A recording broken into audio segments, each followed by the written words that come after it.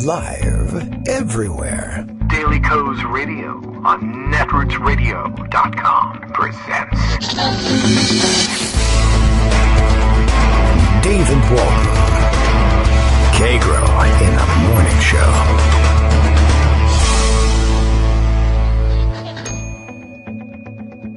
Now, here's David Waldman. Hey, good morning, everybody. How you doing? It is Friday, February 15th, 2019. National emergency! National emergency! Everybody stop what you're doing. It's a national emergency. Get your licks in before the president signs a proclamation declaring a national emergency and then boards Air Force One to fly off for a long weekend of golfing in Florida. National emergency. Now watch this drive, except, of course, do remember, please, members of the press, not allowed, actually, to watch the president's drives. Do you know he still apparently won't confirm or deny whether he spends the day playing golf at this point? That's where we are. Yeah, and as I just tweeted, live action here, as I just tweeted this morning, it's a hell of a day. As I was getting ready for the show and opening up articles that I thought I might share with you, and opening up Pocket, Pocket suggests articles from time to time. And first thing up was the suggestion that I read, and it's a long one, so I probably won't, not on the air anyway. The story, essentially, of a genre of newly emerging YouTube stars, but the one featured in the photo illustrating the article has apparently made, I don't know whether she made millions of dollars, certainly made thousands of dollars, more than you and I make, generally speaking. She's 13, she posts all sorts of videos, but the real money is in posting videos of her chewing food. I am not kidding. There's a whole, there's an explanation, sort of, behind it. It doesn't make any more sense, but there's a reason she's doing that. But that's her big hit, is her and I think some of her friends chewing honeycomb cereal. Eating raw honeycomb. I thought it was honeycomb cereal. Because I saw in the store the other day, I was wheeling a cart through the shopping, doing the shopping through in the supermarket, and noticed that honeycomb cereal, it's, honeycomb's big. Yeah. It's back as well. Yeah. And, I thought that they were eating honeycomb cereal. I'm sorry, I'm wrong. They're eating raw honeycomb, which is extremely sticky and makes a lot of, smacking mouth sounds.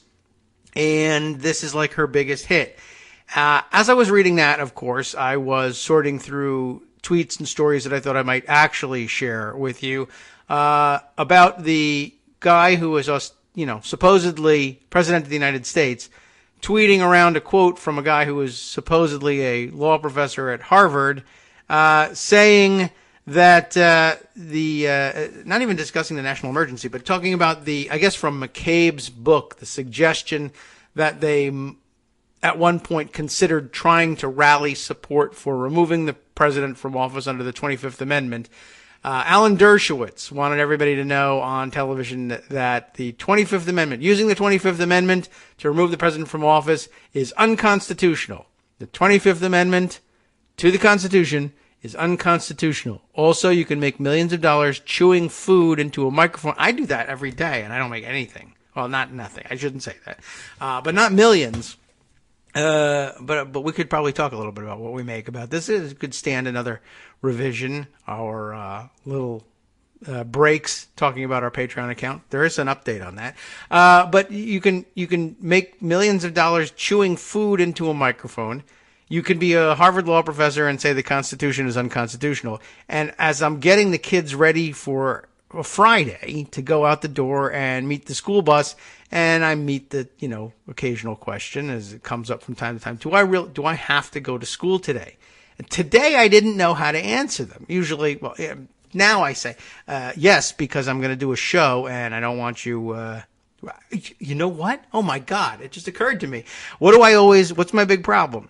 Doing the show during a 2-hour delay or when school is canceled is I'm like always with the kids, guys, quiet. People can hear you chewing your food in background. Oh my God, what am I doing telling you I should have you next to me? That's what I should be doing.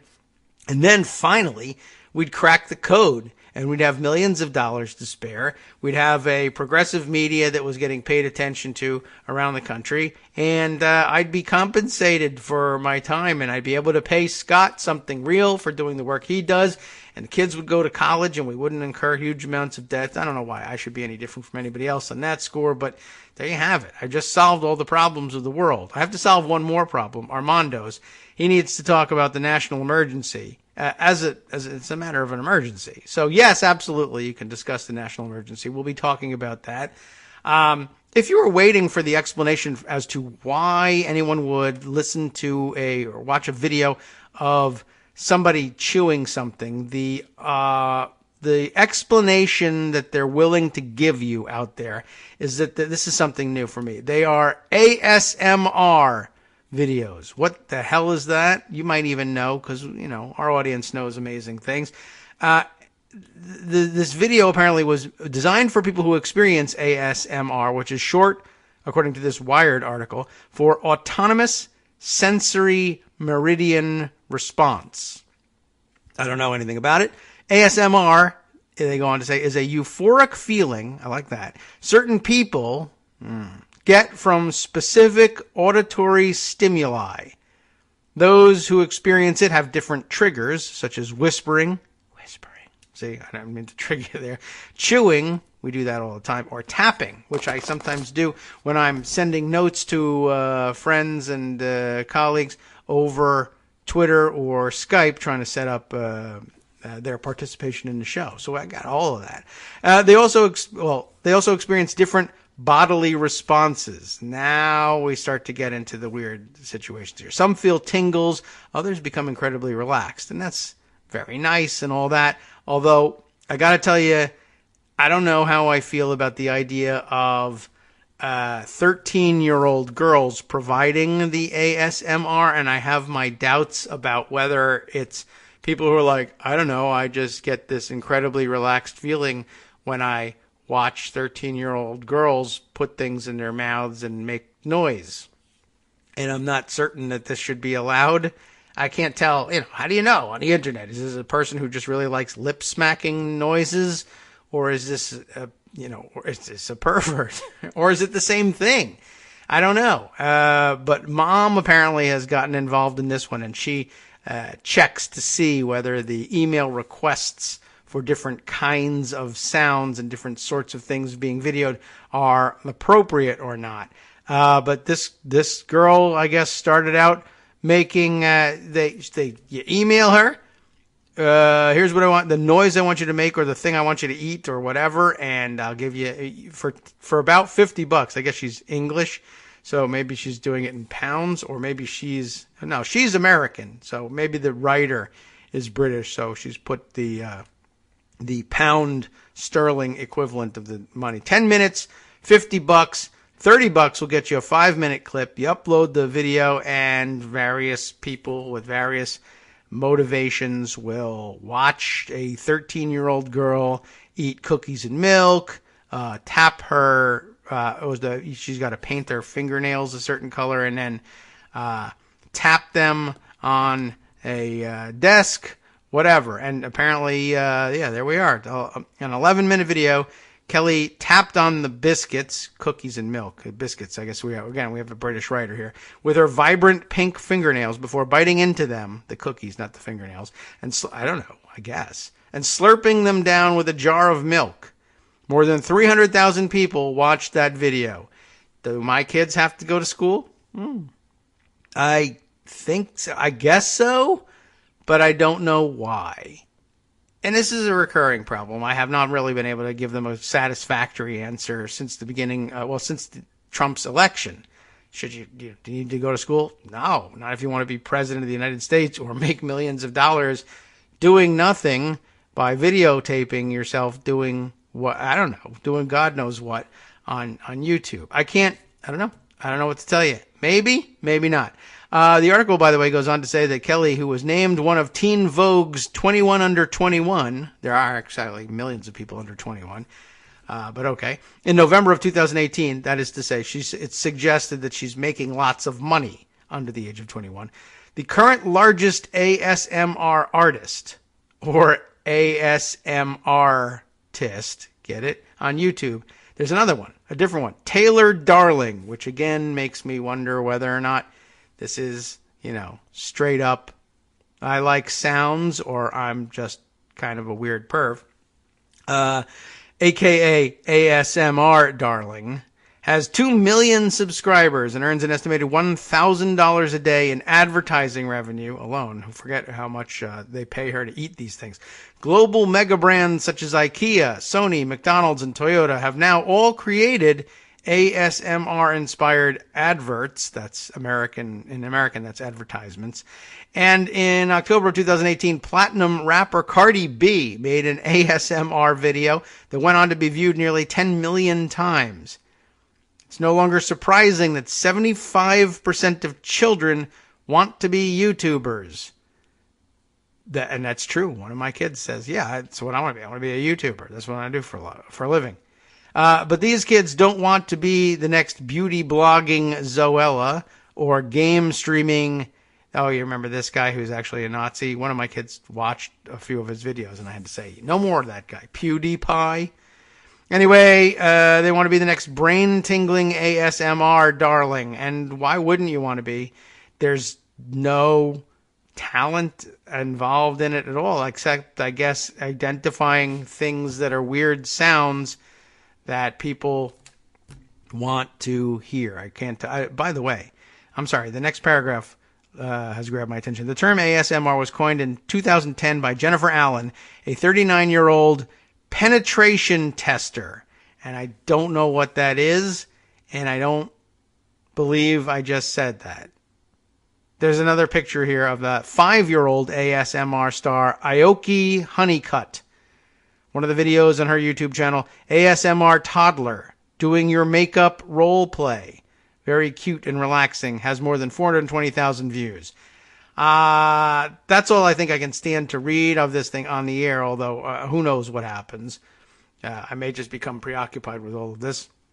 And I don't know, but I can use it just for a jumping off point quickly to say that a math error has been pointed out to me, and I can't believe I made it. A math error in our short break, if you are a podcast listener. And I think they might even get played during the breaks in the live show. Now that I think about it, my little ads reminding you, one, that yes, you can make this show your own by recording your own segments and sending them to us and giving me a break, and I'll play them for you, and everyone will become excited about that, and you'll become the next ASMR star. I can promise you millions if you do this.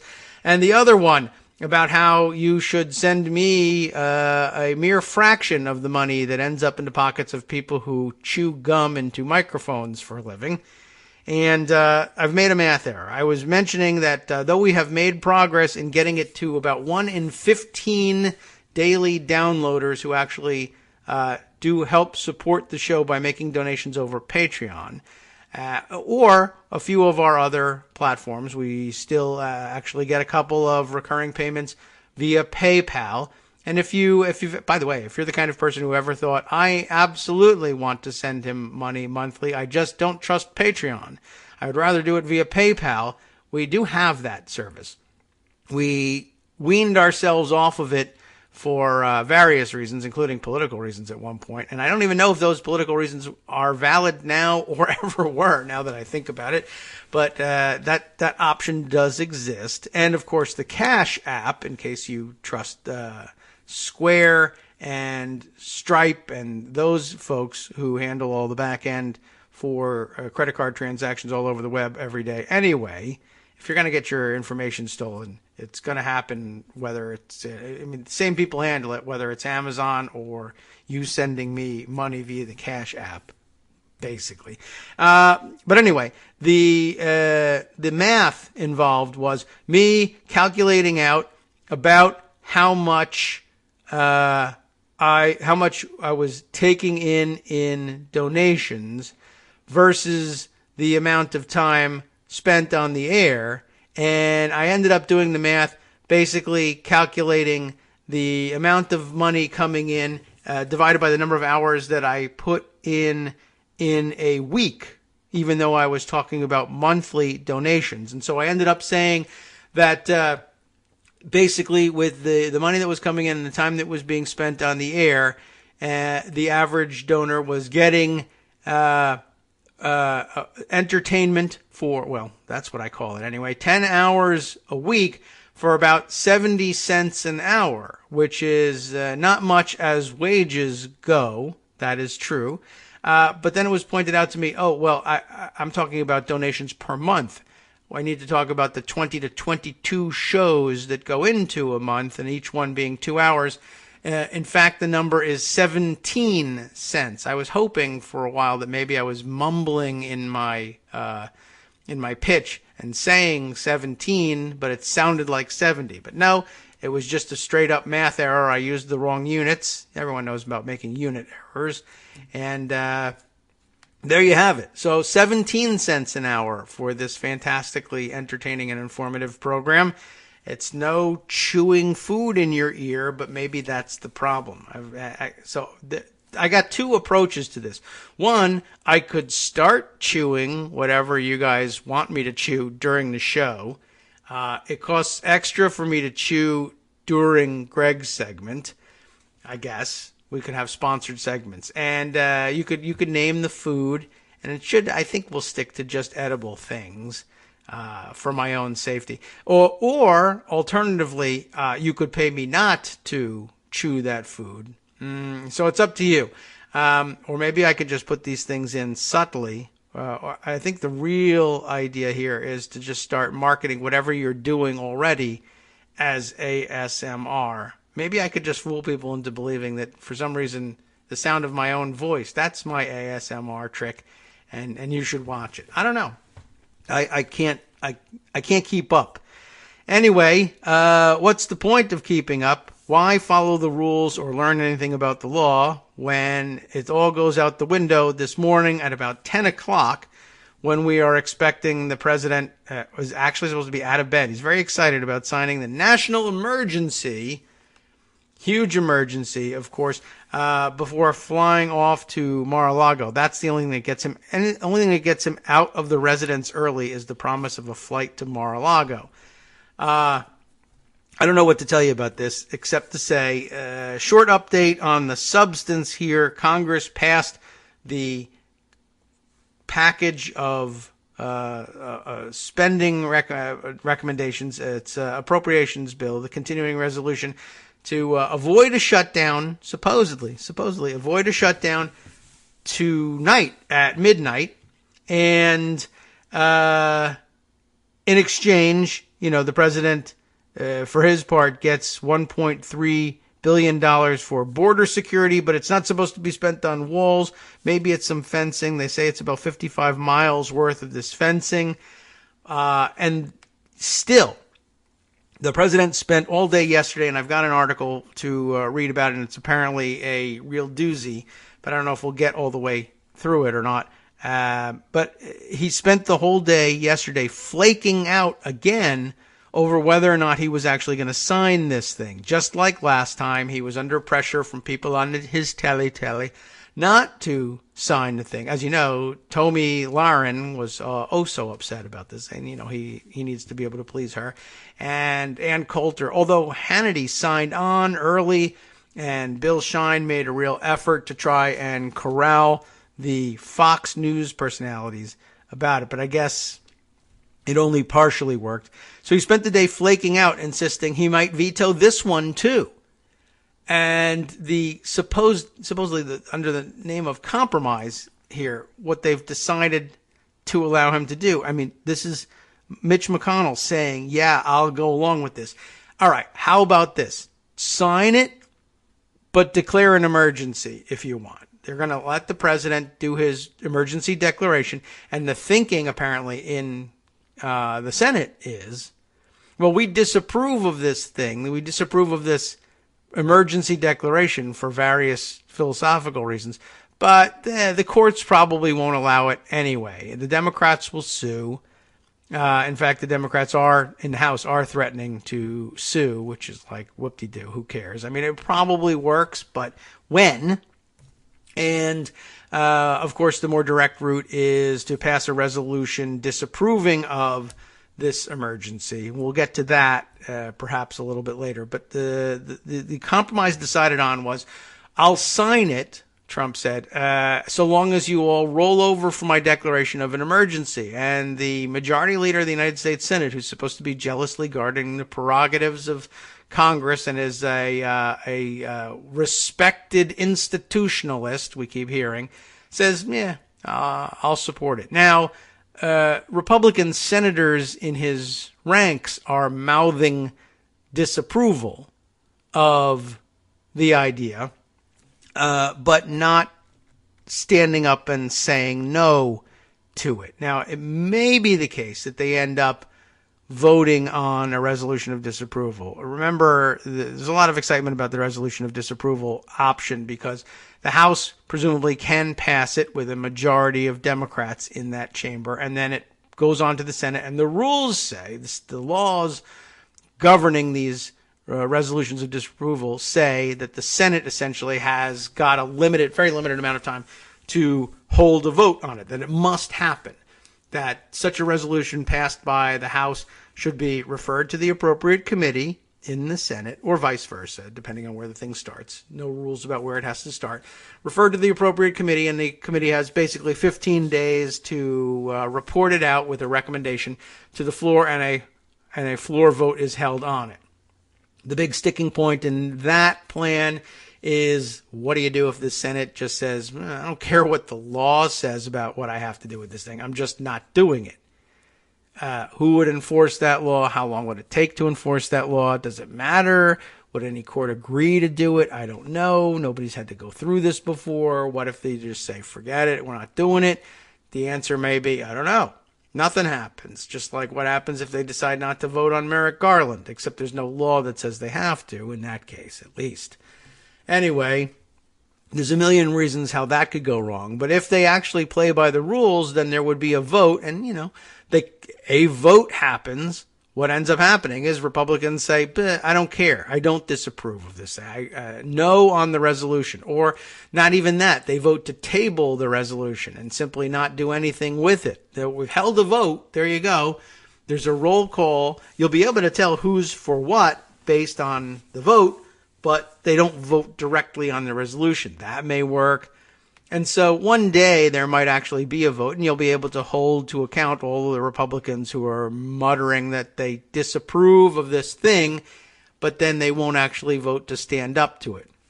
Rand Paul, I was surprised to see, not really surprised to see, I was amused to see, again, mouthing disapproval of the idea, but not saying no to it. And basically, supposedly for a libertarian, which is a fake label, and it's also not what he actually believes in, and not even close to what Rand Paul is really all about, but he loves to stick to that label because, I don't know, it's a thing for him. Some people make money chewing food into microphones. He makes money pretending to be a libertarian. Money he could not make, I guess, pretending to be an ophthalmologist. Anyway, he mouths opposition to it. We know what that means. He mouths opposition to things all the time, and then he rolls over when it comes time to vote. And I said as much. His chief of staff attempted to take me to task, saying, reading's not your strong suit, is it? Pointing me to the on-the-record comments, mealy-mouthedly saying, I really don't like this whole idea. Writing, apparently, at least writing statements, not his strong suit either. I don't know whether the chief of staff wrote his statement for it, but a libertarian's answer to the question of whether or not the president can, by virtue of declaring a national emergency, erase the notion of Congress controlling the purse strings, the libertarian's answer for that is really easy to write. The answer is no. If you want to be dramatic, not on your life, hell no, F no, however you want to put it. But it's short and it's simple, and it leaves no question in anybody's minds. Basically, over my dead body, if that's not the answer, you're not a libertarian, but reading's not my strong suit, so I guess I'll never know. Anyway, that's where we are at the moment. We should probably just look through my Twitter feed for the last 12 hours or so to make all the points that we really need to make about this stuff. But I gather that a lot of them will be made by Armando in our next segment. But that's not here yet, and that's okay. You can take your time. Let's see. Other things that I should explain. Trump, let's see. I won't be able to get through the Washington Post article. Maybe we can discuss it a little bit with Armando. But let me cram in a few more facts here. Jonathan Karl, ABC News White House correspondent, tweeting last night that the president is expected to announce, in addition to his declaration of an emergency, that he has found a way, he says, to put together an $8 billion fund to be used for the wall. There's the $1.375 billion in the appropriations bill, which, of course, members of Congress insist is not for the wall. And we're not sure whether the president is going to assert, well, it's just a word game. It's just semantics. I'm building a barrier. I never said it had to be a wall, except for all the times I said it had to be a wall. Not a fence. That was a big thing in the campaign. There's plenty of tweets, quotes, video of him saying, not a stupid fence like Obama, the moron, built. I'm going to have a big, beautiful wall, and it's going to have sharks with frickin' lasers. We heard all the bells and whistles. Anyway, he says the appropriation that's not for a wall will be for a wall because emergency. And in addition, there will be executive action to find another $6.5 billion. Where's it going to come from? Will it work? I don't know. Is it legit? I don't know. But here's what Jonathan Karl says the president says he's going to do. He's going to grab $600 million taken from Treasury. It's the Treasury's drug forfeiture fund. There's going to be another $2.5 billion he's going to grab from the DOD's, Department of Defense's drug interdiction program, which is a great idea in the middle of an opioid crisis. And $3.5 billion more, also taken from defense, surprisingly enough, this time from the military construction budget. We'll talk a little bit about that after the break, too. Hi, everybody. It's me, David. Let's change things up from the old fundraising pitch for just a minute and talk instead about how you can be a part of our show. If you've got a smartphone or any other electronic recording device, why not sit down and record a segment for us? Read us an important article and give us your take. Read one of your own original essays, or even just give us your commentary on something you'd like to share that's important to you. Then send the file to me at kagrox@gmail.com, and I'll try and work it into the show. Short segments, a few minutes in length, are easiest to fit in. And of course, I can't always guarantee that I'll be able to play everything, but if you've ever shouted at your radio or TV about something you wish was being covered, here's your chance to change that. Make the show your own. Send your submissions to me at kagrox@gmail.com.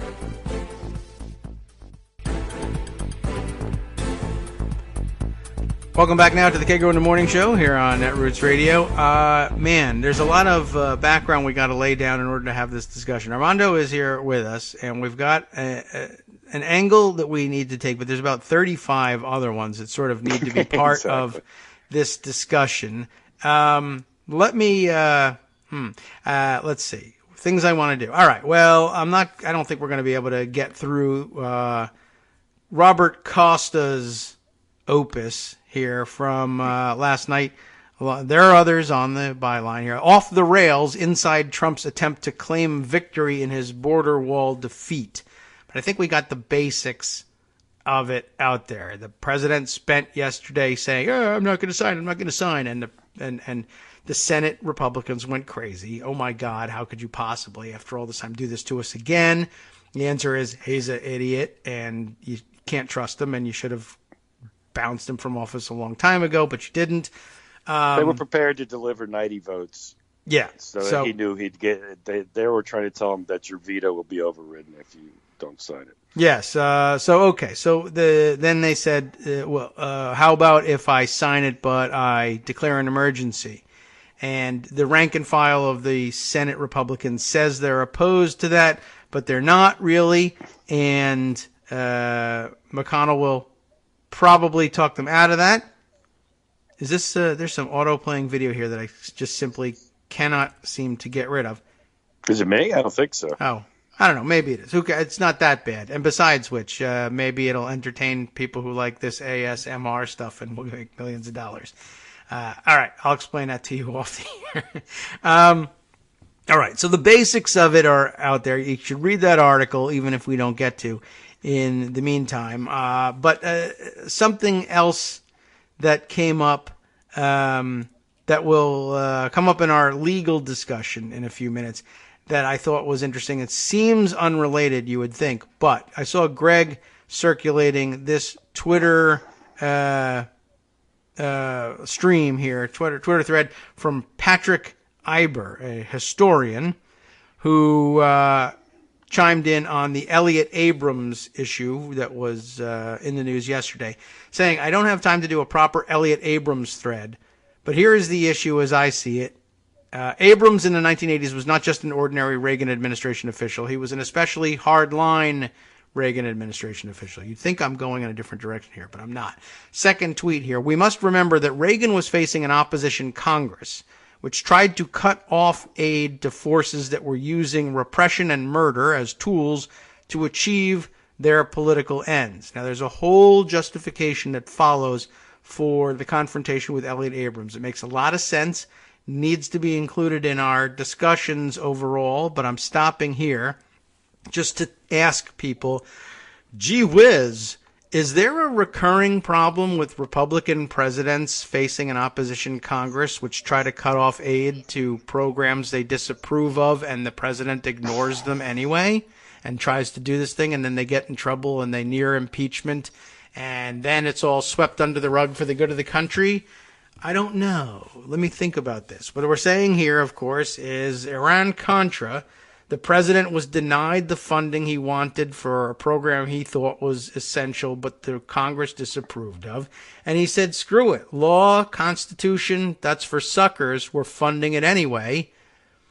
And yeah, that's a violation of the Anti-Deficiency Act because yes. It was the funding actually came from the Sultan of Brunei. Unlike Trump, Reagan got somebody else to pay for it.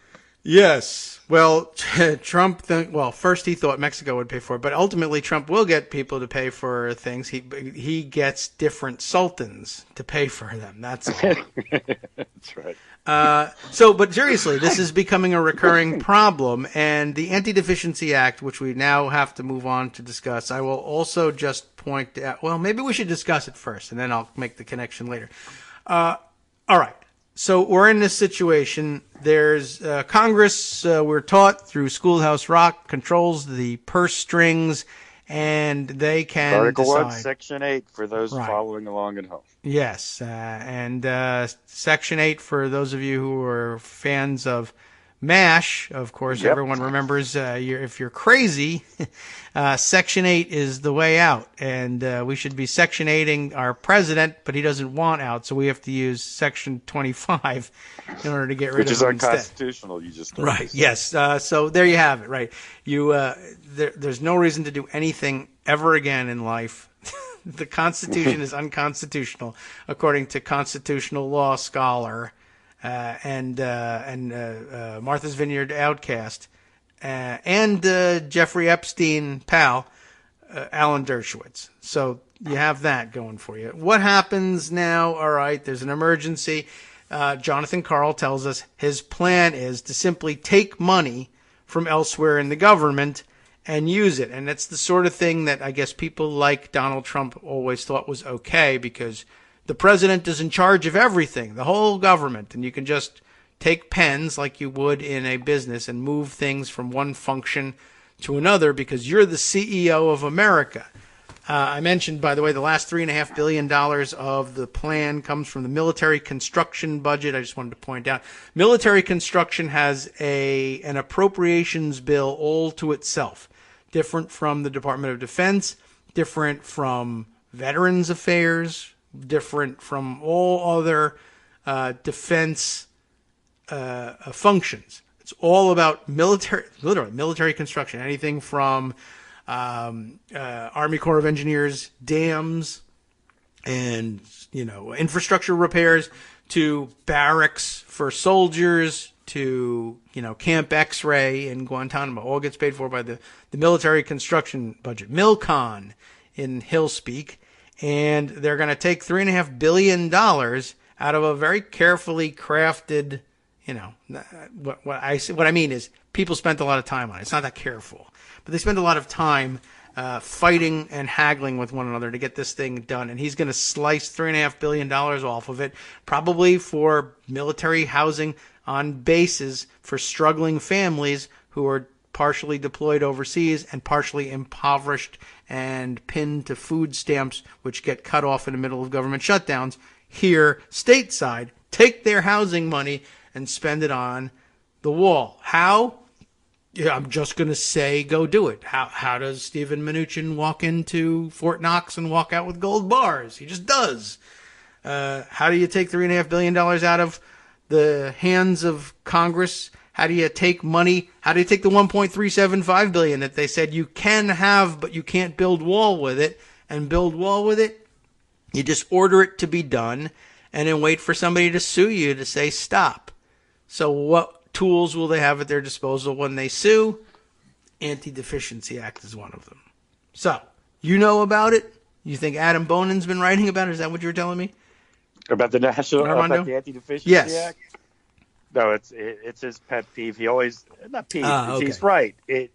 What Trump wants to do is also barred by the Anti-Deficiency Act, in that you can't make or authorize an expenditure in the executive branch that was not appropriated by Congress, which seems superfluous to the Constitution, but there's a law that says it. Yeah, why not? Belt and suspenders, right? Sure. Not that either of them work, apparently. I suppose. But if we're talking about the law, the thing, Trump has now sort of identified last night the three bundles he's talking about. One is to use recovered $600 million from drug seizures. Yes. That does violate the Anti-Deficiency Act just straight up. I mean, that money's not yours to spend as you want as president. I mean, it's surplus money, but it's still for the Congress to decide how it's spent. Yeah, for you. Actually, he's missing out on a huge PR win. Why not seize the money seized by Mueller's investigation in property seizures from Manafort? I mean, if you're just not gonna pay attention to anything that actually applies in terms of the law, sure. I don't know why he forgot to do that.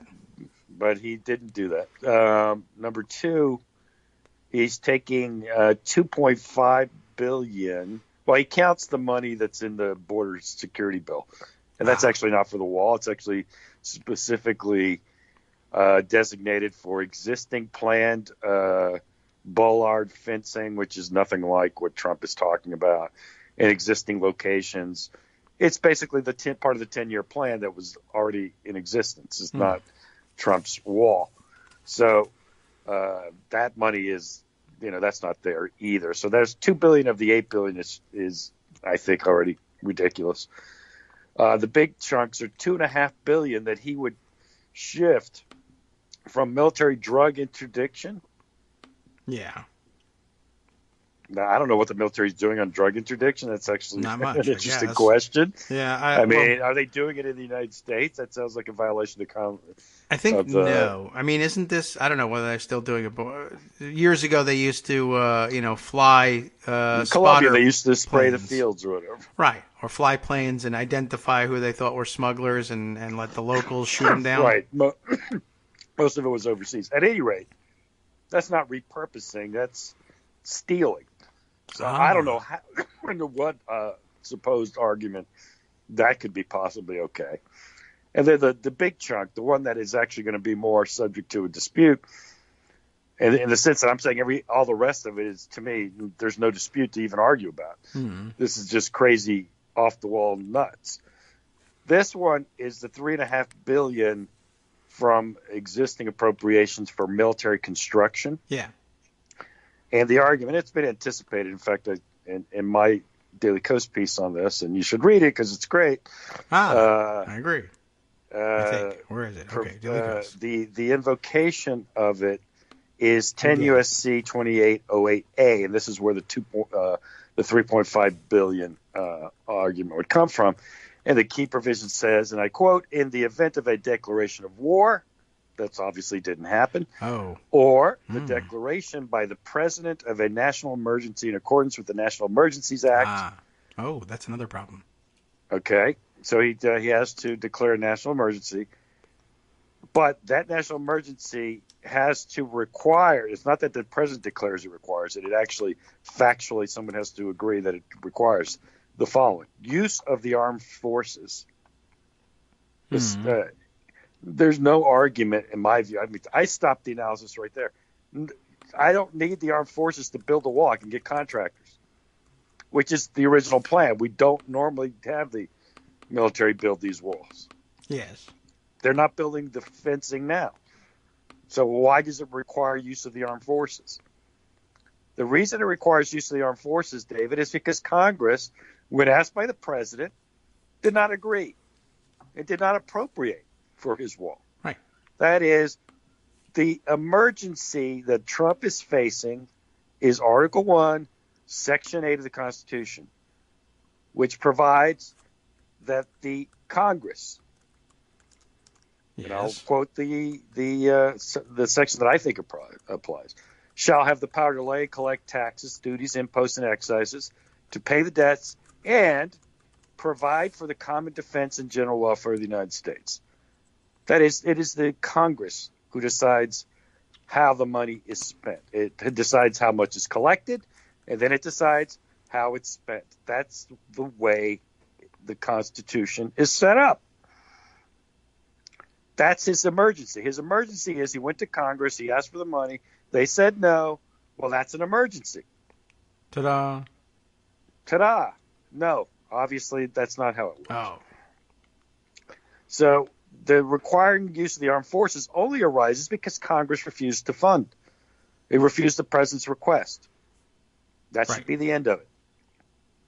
Until he can convince the Congress that they need to, or he can wait to the next election and vote this Congress out and get one that will do what he wants.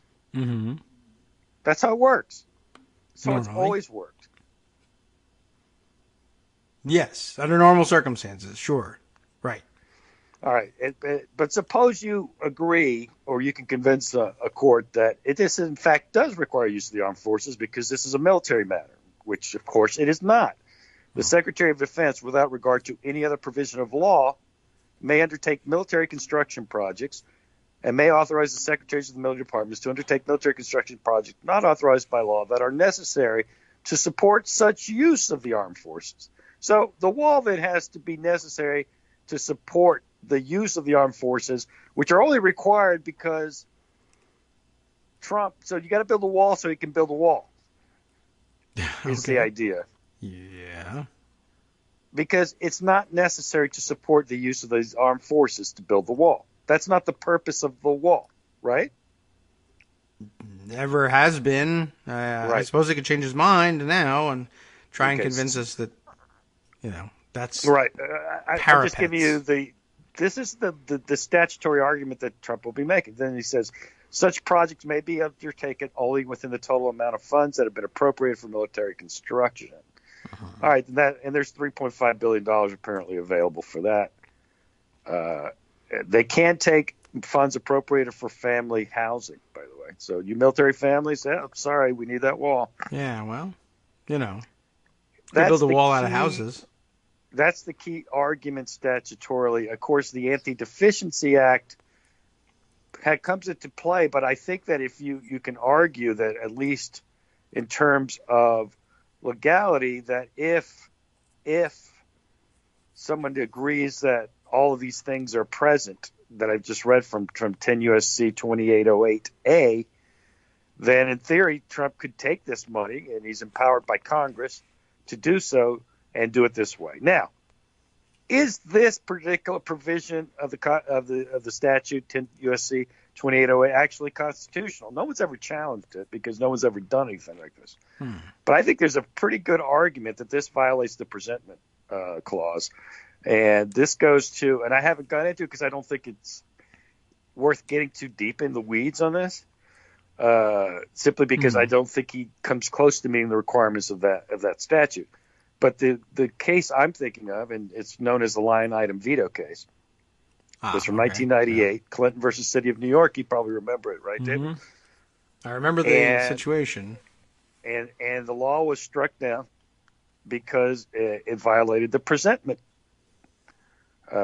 argument and was an improper violation of the separation of powers. To wit, Congress's attempt to turn over its appropriation power to the president was ruled unconstitutional. That is here. The Congress actually passed a law saying you, Mr. President, get to decide if you don't want this or that appropriation to go forward. Right. Specific projects. You could go into a bill and instead of vetoing the whole thing because you thought that the bridge to nowhere was a waste of money, you could simply line item veto the bridge to nowhere and approve all the rest of it. Right. It was part of the contract with America in 1994. Yeah. It's one of the things that Newt Gingrich and his people ran on. Right. And then, to their credit, they passed the law. And Bill Clinton signed it. And the Supreme Court said, no, you can't. That violates the Constitution because only the Congress decides how funds are spent. But that was then. Okay, and to get back to the point there is no one's ever thought about whether this provision of the National Emergencies Act and similar provisions after Clinton versus New York, City of New York, survives. I say, I don't know how. This is basically the same thing. You're saying the president, if he declares an emergency that meets certain criteria, can decide how the money will be spent. Right. And that's the thought. Clinton versus City of New York seems to say that's not acceptable. Right? I think the logic is there, correct? Well, it's certainly similar logic, and I really don't know what they're thinking the difference is, but it feeds into what I think is the more overarching argument to me, and I wrote about this a few days ago. If you want to find it, it's actually the only thing I've written in Daily Coast this year, or maybe the second thing. On January 25th. I went through it because I actually think the case you look at, the one that really determines all of this, because I actually think Trump would make a different argument. He'd make Truman's argument that he was acting as commander-in-chief. He'd make George W. Bush's argument on warrantless wiretapping. This is even if the Congress tells me not, I've got Article 2 powers. Article 2 of the Constitution is the one that establishes the executive branch of government. And it doesn't say much. It says the president holds all the executive power. Well, then you got to decide what that means. But in addition, of course, it also says that the president must uphold the Constitution. He swears to defend and protect the Constitution. We know that Donald Trump doesn't actually do that, but this is a blatant violation of the Constitution. Remember the case Youngstown Steel versus Sawyer, which I think is better known as the Steel Seizure cases, involved President Truman while fighting the war in Korea. It was an undeclared war. I understand that, but it was a war. And steel was an absolutely vital military resource. Right. Tanks and bullets and all the things that go into all the steel things that go into the military, and they're myriad. Well, anyway, at the time, there was a nationwide strike of steel workers in 1952. President Truman was worried that would affect the supply of steel necessary to fight the war in Korea. And he issued an executive order directing the Secretary of Commerce to seize and operate most of the steel mills.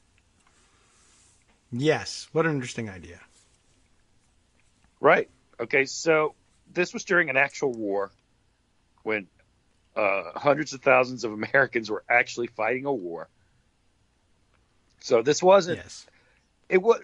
There was a good argument that was an emergency, right? Is what I'm telling you. Better than this one, although it does remind me, like as you said, it was an undeclared war, and in another context, all the Trumpsters will tell you, you want to arrest the president for treason? Well, there has to be. He has to give aid to our enemies, and there has to be an actual declared war in order for that to be the case. So stop using the T word.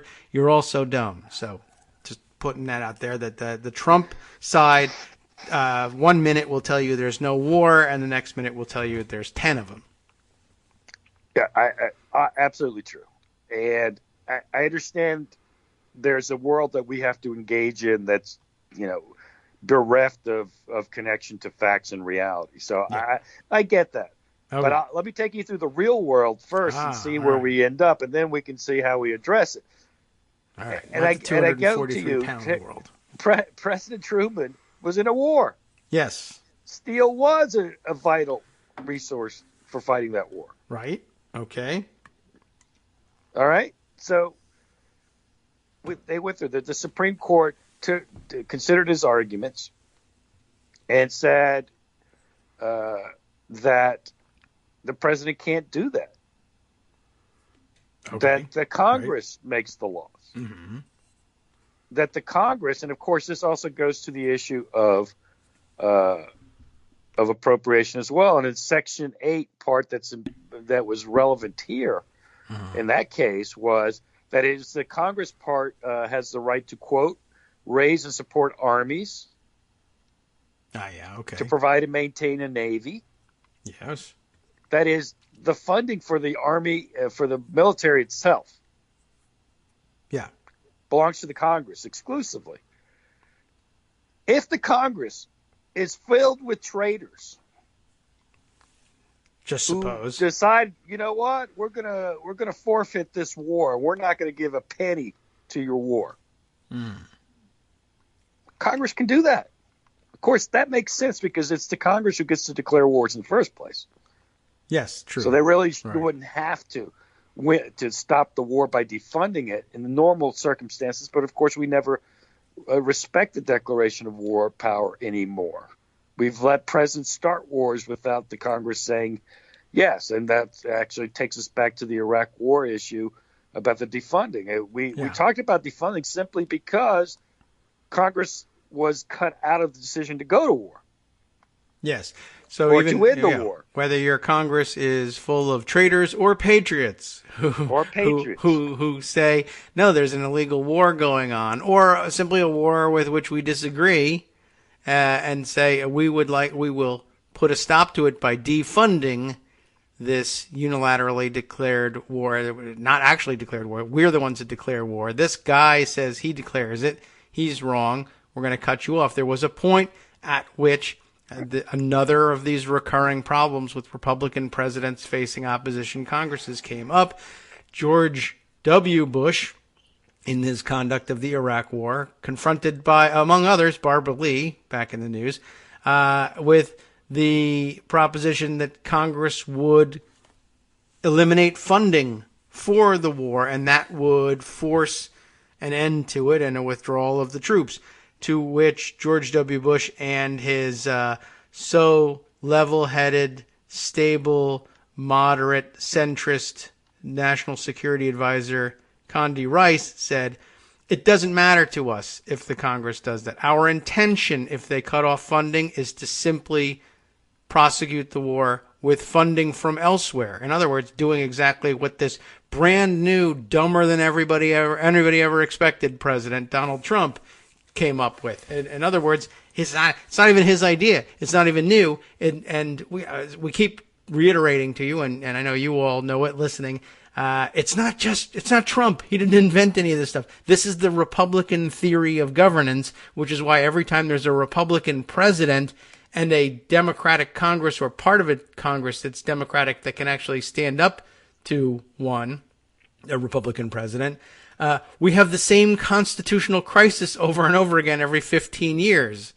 And every time we decide, well, we can't really say for sure if he's lying. We don't want to use that word. Well, we can't say for sure whether he's really committing treason. Well, who really knows what an impeachable offense is? Well, wouldn't it be for the best if in this country we just had another election and let that control, and et cetera, on and on and on. And along the way, by the way, the New York Times saying, well, we don't want to affect the election, so we're not going to tell you that the president is conducting unconstitutional warrantless surveillance of American citizens. We wouldn't want them to know that. That might affect their decision making. Can't tell you that. Talk to you in December. we just do this over and over and over again. And by the way, every time it happens and everybody says, shouldn't we be impeaching this time? Republicans say, there go the Democrats again with their impeachment talk. It's tit for tat, I tell you. And tit for tat. Yeah, right. What for what? Who? What? The only people getting impeached are the Democrats. What's happened? What are you talking about? Hasn't been an impeachment of an American president that didn't involve a Democrat yet. The funny thing about the one impeachment, which was Nixon, of course, was we had to have him on tape. Yes, in order to convince people that it was necessary, and after which we did not impeach him. I'm talking about the presidents who've been impeached, both Democrats. But every impeachment of a Republican that you consider is tit for tat. Tit for tat. Sure. All right, fine.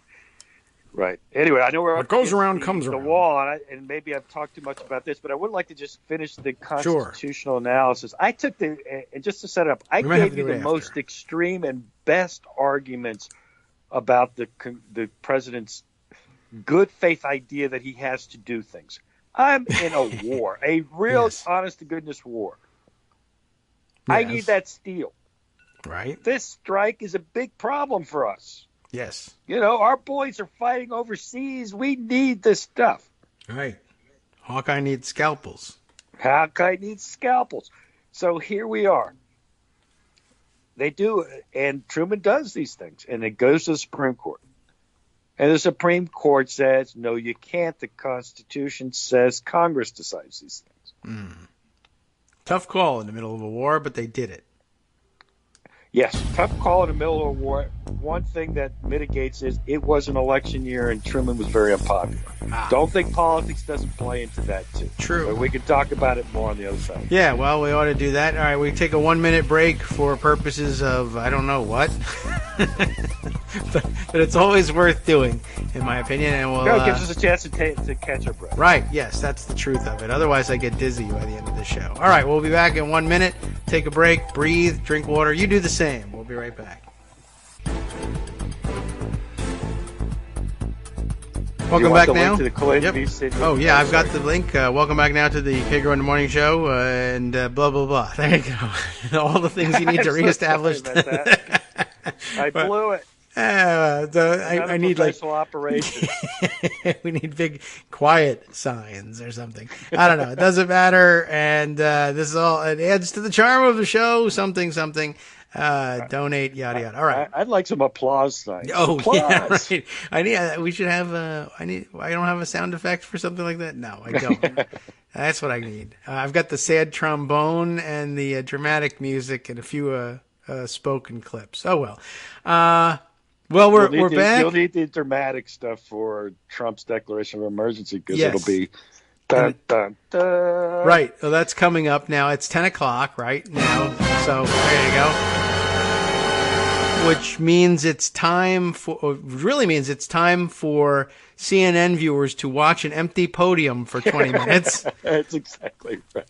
While Trump finishes up in the residence and ties his tie down to his knee and then comes out and says, screw the Constitution. And bye, I'm going to think he's actually going to say, and then when he sees a line he likes, he'll say, so true. Right. So true. So true. And all right. And then I love his other new thing is now pretending that mistakes are in the script. According to the constellation and the Constitution. And the Constitution. I am allowed to declare this urgency and emergency. So, duh. All right, go ahead. Stupid idiot. That's so going to happen. Yep, so true. So true. It's anyway. Fantastic document, the Constitution. So, and it's so yellow. Actually, if you look at it, just like me, discolored and leathery. That's all right. Never mind. All right. There's Robert Costa, your man on MSNBC. He's going to tell us about the chaos. All right. Excellent. Right. Off the rails. We really do need to read that. You're going to have to spend the weekend reading it if I don't get to it here. But we left off saying, let's see, we just got through. Truman actually had a war on his hands. Right. Where we left off was you had an actual president who overstepped his bounds, but you could see sort of, listen, I've got 150,000 troops over there. What do you want me to do? Right. They need their steel. Hawkeye needs his scalpels. All the Right. things that we talked about. All right. Right. And you're saying, wow, there's a real argument there about whether this is necessary or not. At least it's a policy argument, right? Mm-hmm. So, but anyway, as you know, this case, the Truman was reversed by the Supreme Court in his actions during an actual armed conflict. But what's emerged from that, and we've seen it argued consistently now for 50 years at least, is Justice Robert Jackson, who actually worked for FDR and did a lot of things that were war powery when he worked for FDR during World War II, created this 3-part test, or rather this 3-level test, the type of scrutiny, I guess you would argue. And Right. he said when the president is acting with the power of the Congress, which is let me just read it because I think it's worth understanding his formulation, which is All right. when the president acts pursuant to an express or implied authorization of Congress, his authority is at its maximum. Even implied. Even implied, for it includes all that he possesses in his own right, plus all that Congress can delegate. By the way, can delegate goes to the Clinton versus City of New York line item veto case. Can Congress actually delegate that power? And I think that would be if someone decided that, in fact, that emergency act for use of military funds is applicable, and the other sources of power that Trump will rely on. Does that law then violate the Constitution? Remember, there's also the argument of avoiding constitutional questions in itself, the constitutional avoidance argument. So you'd want to interpret that statute in a way that does not raise a constitutional question, not just that violates the Constitution. You would interpret it so that there would be no constitutional question to answer, right? You'd try. So, well, of course, that so-called rule is honored more in the breach than in reality, because they decide, well, I actually want this to be a constitutional question because I want to answer this question. And by the way, that happened in in a pretty famous case of recent vintage called Citizens United. There was a narrow basis for deciding that question. Justice Kennedy said, no, I want the First Amendment question. And he made them brief on the First Amendment.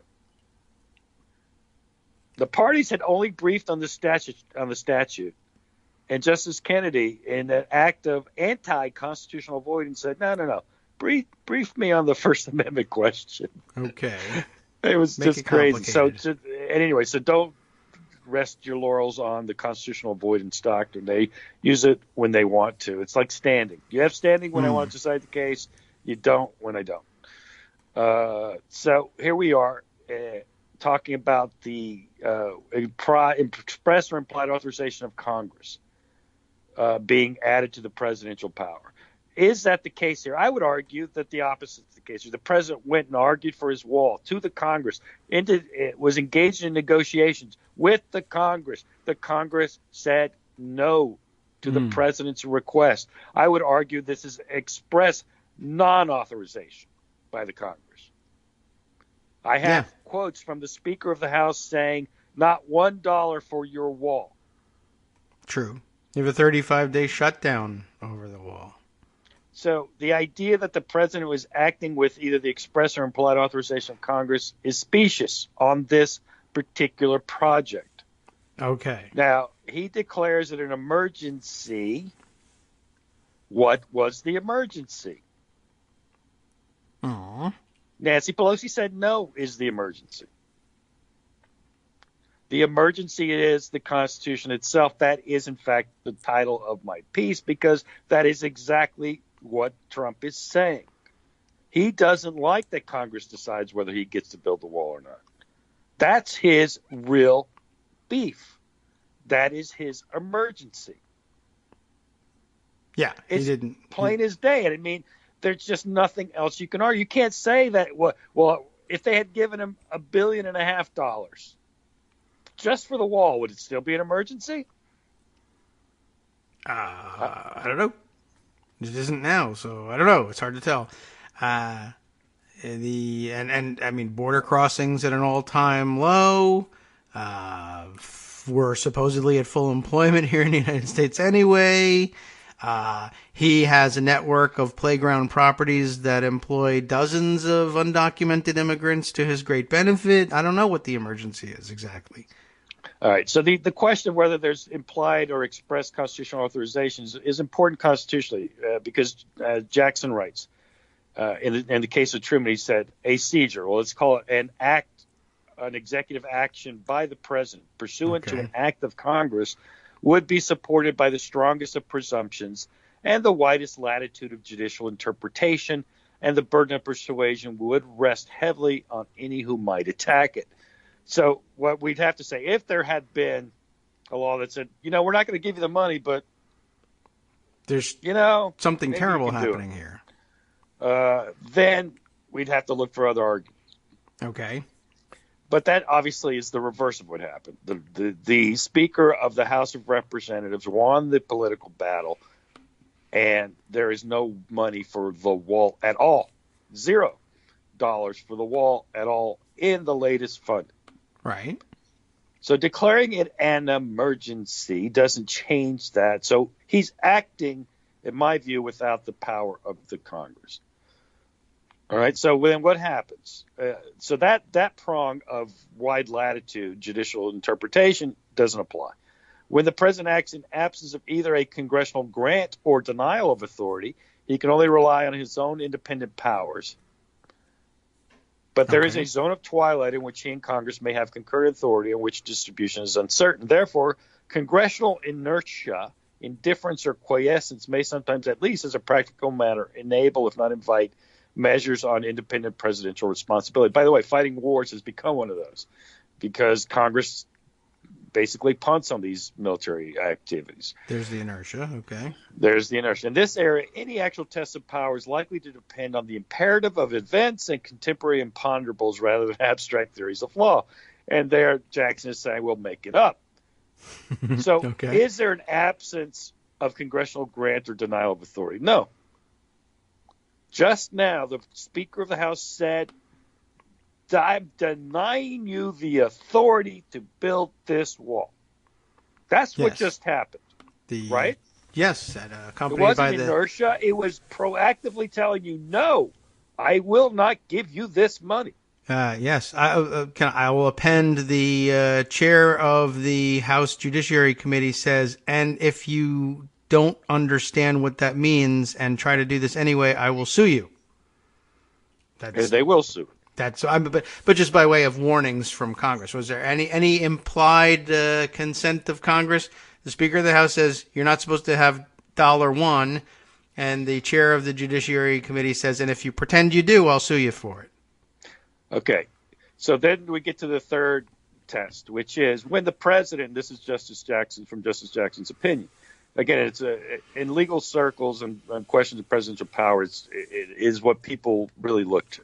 He says, when the president takes measures incompatible with the express or implied will of Congress, yes, his power is at its lowest ebb, for then he can rely only upon his own constitutional powers, minus any congressional powers of Congress over the matter.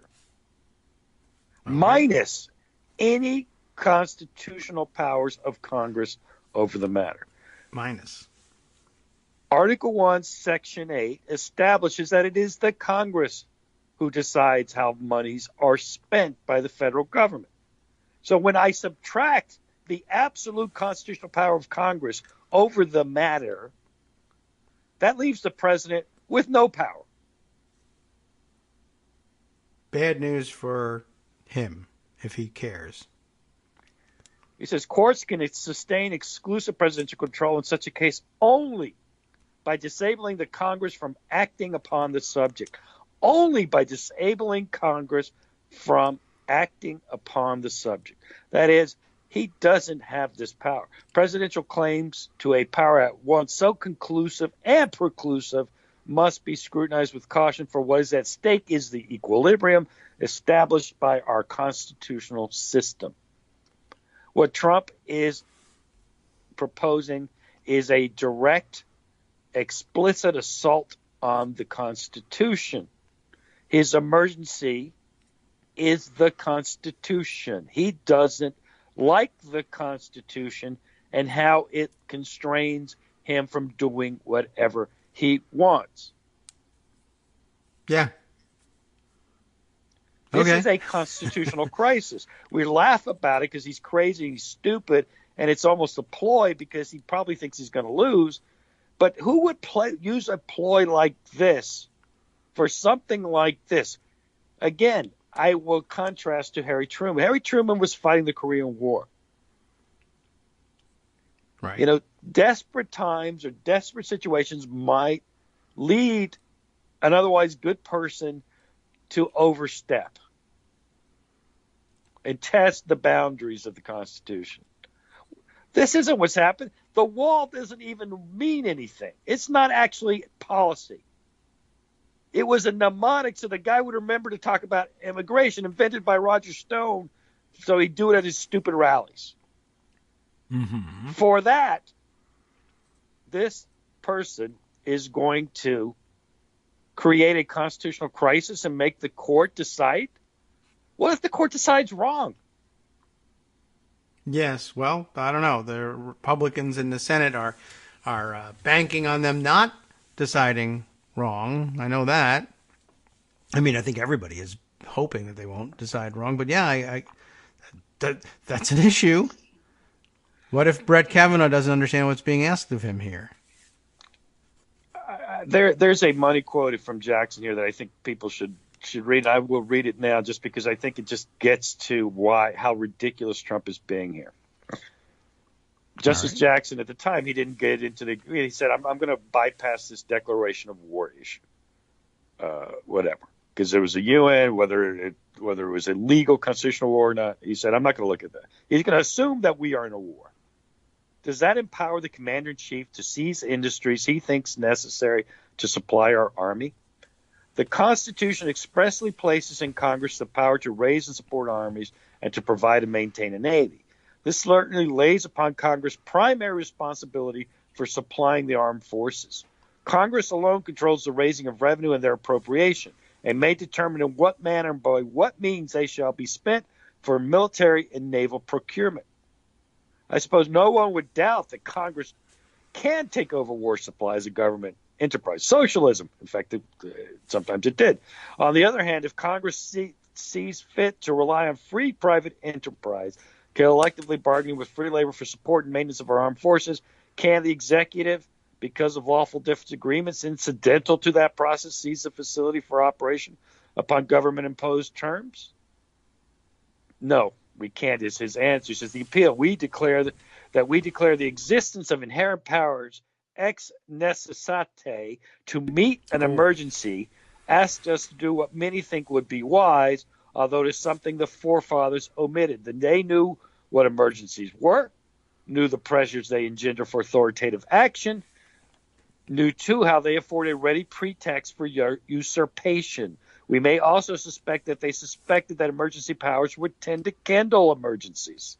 Aside from suspension of the privilege of the writ of habeas corpus in time of rebellion or invasion, when the public safety may require it, and by the way, only Congress can do that, they made no express provision for exercise of extraordinary authority because of a crisis. I do not think we rightfully may so amend their work, the forefathers, and if we could, I'm not convinced it would be wise to do so. Although many modern nations have forthrightly recognized that war and economic crisis may upset the normal balance between liberty and authority. I cannot be brought to believe this country will suffer if the court refuses to aggrandize the presidential office, already so potent and so relatively immune from judicial review at the expense of the Congress. And that resonates and still makes sense. And that was when there was an actual war and an actual argument by an actual bona fide president that he had an actual emergency. Right. But that was back in the day when people knew what the facts were. I mean, there will be 25% of the country who will tell you with a straight face, we are in a war. There is an invasion. And they mean it. And they mean that this particular crisis that the president has manufactured is the very invasion they speak of. Of course we're at war. Agents of foreign governments are being sent over our southern border all the time.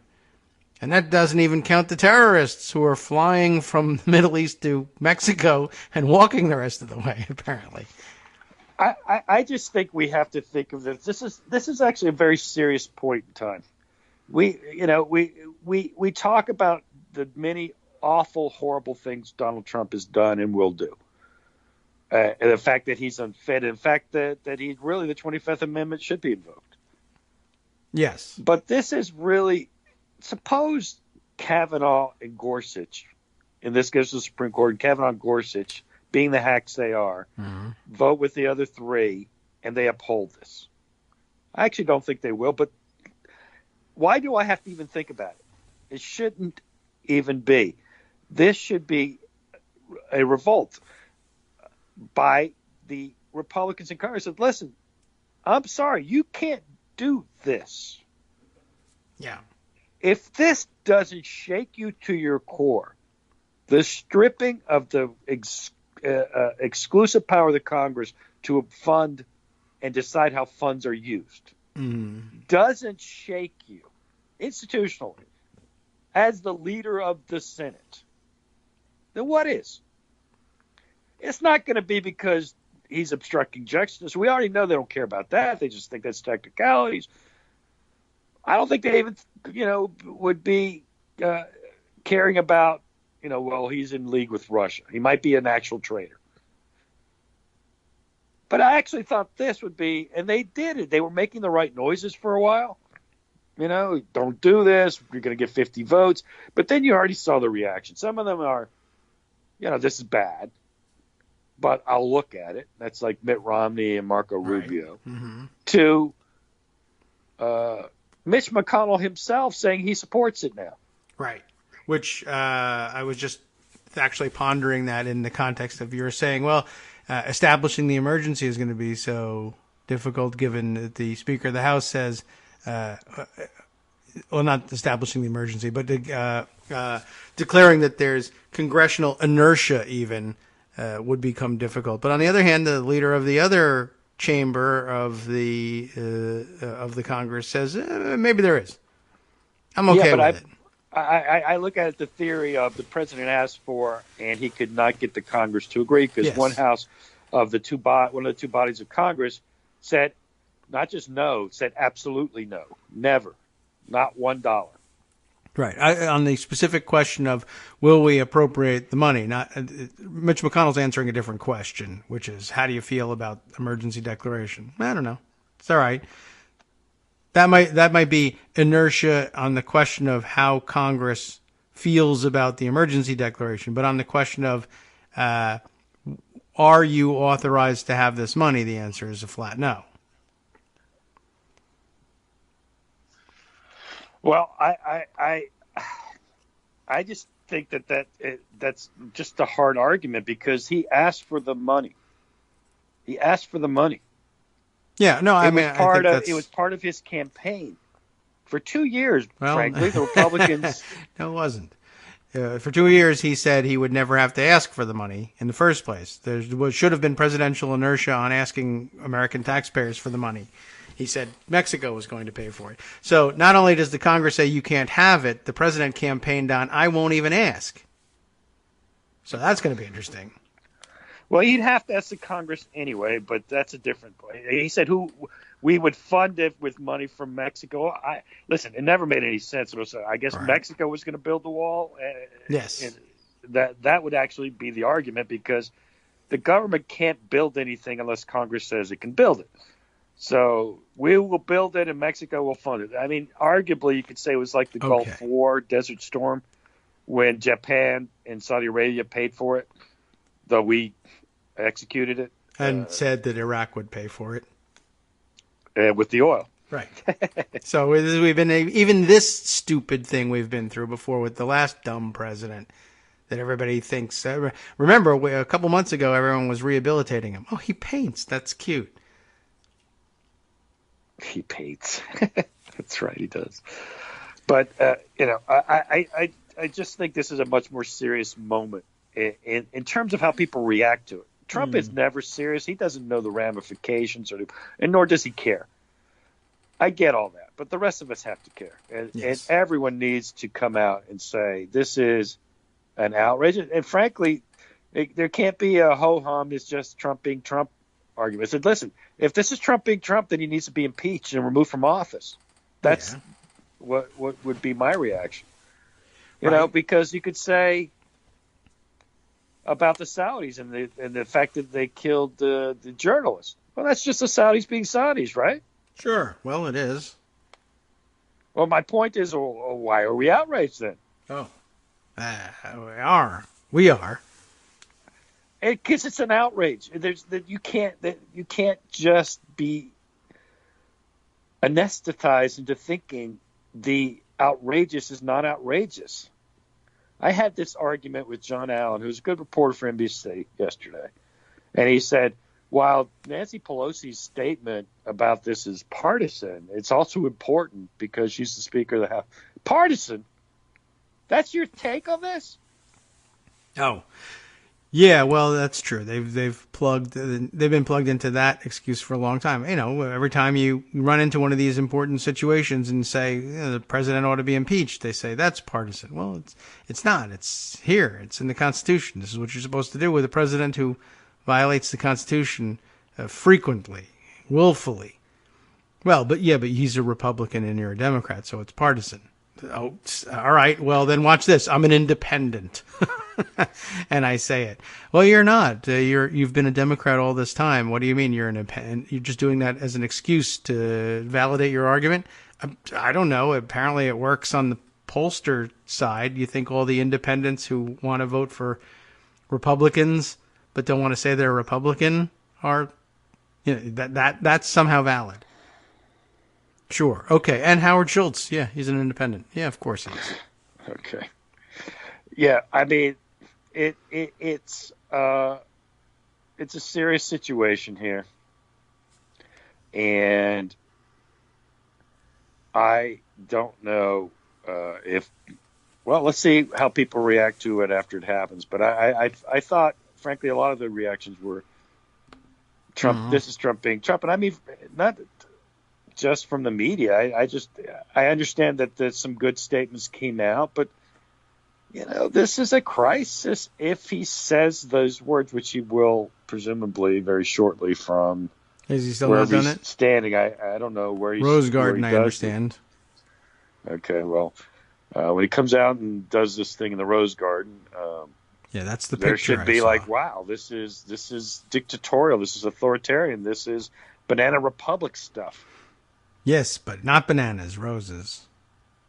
I mean, that's true. That is what the reaction should be, but instead it will be, questions remain. We'll just have to leave it there. Partisanship. Right. Yeah. It's just an attitude. Oh, well, Section 2808A of the National Emergencies Funds Act says, well, it doesn't say what you think it's going to say. By the way, if it says what you think it says, I actually think it's going to be ruled unconstitutional according to Clinton versus City of New York. It's an improper delegation of the congressional power to the president. You can't do that. Yeah, certainly seems like a good parallel. But instead, they will say something. I don't know. The law is partisan because it was passed by partisan people. Okay, sure, whatever. Democrats and Republicans voted on it, therefore it's partisan. I'm a legal realist as much as anybody, and I appreciate Jeff Toobin, but he needs to stop saying, "Oh, the Republicans are just going to go for it." I don't care what the Republicans go for. Talk to the people of the United States and tell them how dangerous this is. That's what you need to be doing. No, they're all busy listening to 13-year-olds chew, apparently. I guess you missed that at the beginning. But I mean, I don't know if happens to Alan be true. Dershowitz has weighed in on this, but on this, I don't know. I mean, it's something that in theory shouldn't concern him, but I'm pretty sure it does. I guess so. I don't know. I mean, so far, I guess they're still waiting for the actual announcement. We'll see whether that changes in the next 2 minutes. We'll take one more break, and wow, I don't know. I mean, I guess we wait to see whether the announcement is made, but in the meantime, we can fill you in on more things dancing around the edges after this. Hi, it's me, David Waldman, your host for Kagro in the Morning, with a brand new interruption, though it's still aimed at saying thank you to all of you who are supporters of the show. We've made a lot of progress. When we first started this campaign, fewer than 1 in 25 regular listeners were donating to help keep us on the air, and now that's down to about 1 in 15, but we've got a long way to go. Remember, it won't take much. Our average monthly donation is currently about $7, for which you're getting 2 hours of great news and entertainment 5 days a week. What's that, 70 cents an hour? That's a pretty good deal. But as a wage, well, I think Democrats would be against that. But if we all put our 70 cents together, or even half of us, that'd really be something. And my kids could go to college. Now, that's not all on you, but remember, patreon.com, Patreon.com, is there to make it easy. You can find us there by searching Kagro X, or David Waldman, or Kagro in the Morning, or even Daily Coast Radio in their search box, and you'll be right there where you need to be to make easy, recurring monthly contributions to support our show. Once again, thanks so much for your continuing support. All right, welcome back now to the Kagro in the Morning Show here on Netroots Radio. We got one more segment left here. I can't. Twitter doesn't tell me anything about whether or not the president has come out, which I guess means that he has not. Last I saw was a photo of the empty podium in the Rose Garden. I guess they're going with the outdoor announcement today, it being about 55 degrees or so in the Washington, D.C. area, and a shorter walk to the helicopter when it's all done. I guess, if he does it outside. Is the Rose Garden on the south? I don't know. I think so. I don't know, but yeah, I guess right. He goes straight to Mar-a-Lago after signing, right? Right. After declaring an emergency, now I'm going to go play some golf. Right. All right. So that's the big emergency. I wonder if he's like, there's a camera. You see the camera, right? That's focusing in at the window. Looks like they're having a big argument about whether he's actually going to sign it or not. Oh, is that right? Oh, okay. No, I'm kidding. I'm just making that up. Sorry. Oh, right. Fake well. news. Oh, jeez. Yeah, maybe. Although they may be arguing somewhere about something. I don't know what. Maybe the text of his statement. And I don't know. So, well, I guess we wait and see what when he's going to agree to come outside and do this thing. And let's see, there's a Vox article up now, or from, I guess, yesterday afternoon, why Trump thinks a national emergency will get him his border wall. That might be an interesting look. I don't think he thinks that. Look, I'll talk politics on this now. Okay. I don't think he doesn't care about the wall. He just doesn't want to be perceived as losing or caving or having gotten beaten in a negotiation. Yeah, so this might be an exercise in normalization, really. I mean, if to the extent that it's filled with legal rationalizations, why does Trump think a national emergency will get him his border wall? Because he thinks the president can do anything, because that's his picture of the presidency, or at least the one he wants. I mean, is Vox talking about people who a little bit about some justifications? I mean, I guess so. Because they don't believe it either. I mean, let's be honest. No, I mean, well, Vox doesn't. I think they're making fun of him in a sense, but they're bringing up all the things that I guess they're trying to predict what would be brought to bear in a court argument about it, and they get to some of the same things that you mentioned and shoot them down for pretty much the same reasons. There's a whole section here on the Steele case.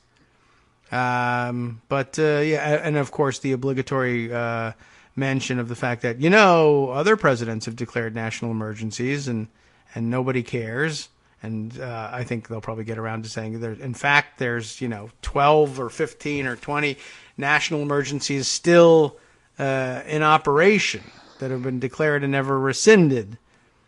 Yeah, okay. But let's talk about what those are. Those are like declaring. There's two types of them. The ones that would be more worrisome are the foreign policy ones. Generally, it's for unilateral imposition of sanctions.